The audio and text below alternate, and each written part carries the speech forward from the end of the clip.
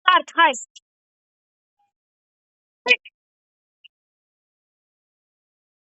Alo, alo, alo, alo. Un echipaj de ambulanță, vă rog, un echipaj de ambulanță, vă rog, vă rog. Omul este inconștient aici. Stați. E într-o zonă din Maramureș, pe aici. Da, veniți aici. Avem un accident rutier. Așa, nu mai contează. Da, aici avem pe un om dus. Stai să ridic să văd ce are.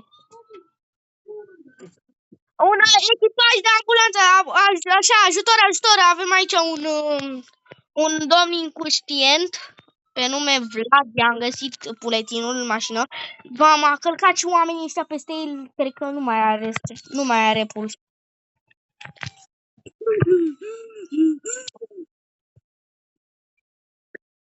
Da, să scot mașina asta de sub el. Stați, să pornesc lanterna.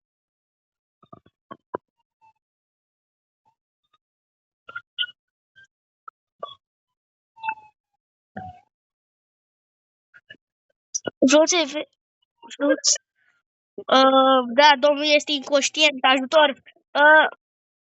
Stai că-l băgăm acum. Încercăm. Am reușit să-l băgăm. Acum vin și eu cu voi la spital. Domnul, să vedem. Da. Haideți să mergem spre drum. Spre spital. Haideți.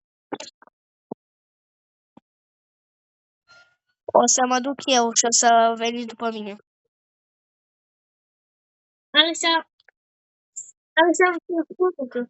Alesea, nu știa să conducă, ce naibii? Am ajuns la spitalul județean aici. Alesea, nu știu ce faci. Alesea, sunt aici. Aici este. Mai pe strada aceasta. Aici.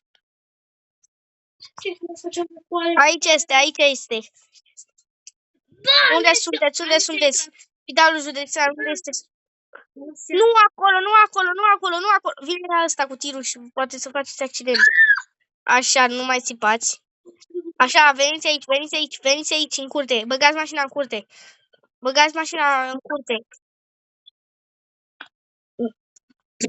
Aici nu întrebați ce este, așa. Aici punem mașinile.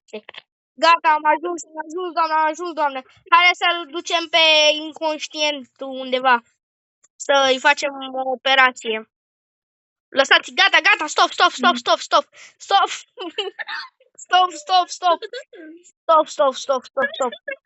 Conștient. Da, așa, stai să dăm mortul jos acolo. Nu e mort, este inconștient. S-a terminat, ați făcut operația? Ok. Stați puțin să mă uit pe buletinul domnului să vedem.